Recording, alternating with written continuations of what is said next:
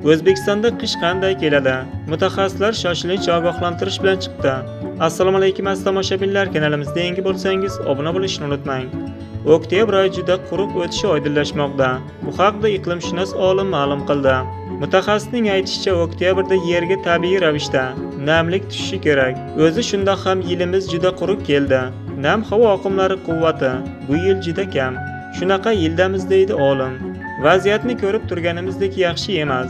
Asosiy qishloq xo'jalik ekin maydonlari, yaylovlarimizda holat yomon. Ayniqsa lalmi yerlar namliksiz qishga kirib boradigan bo'lib turibdi.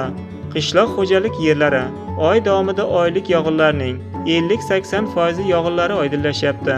Bunaqa issiq va quruq oylar ketidan joriy oktyabr me'yori arafasida yog'ishi kerak bo'lgan yog'in aslida kam, deydi mutaxassis.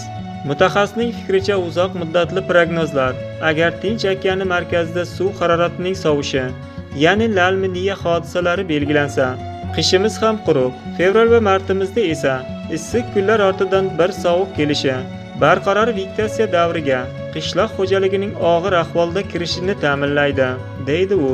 Mutaxassisning ta'kidlashicha, 2026-yil qishloq xo'jaligi tarmog'ida og'ir sinov davri bo'lishi mumkin. Sizlarga bugun yetkazmoqchi bo'lgan xabarlarimiz shundan iborat edi. Salomat bo'ling. Bizni kuzatishda davom eting.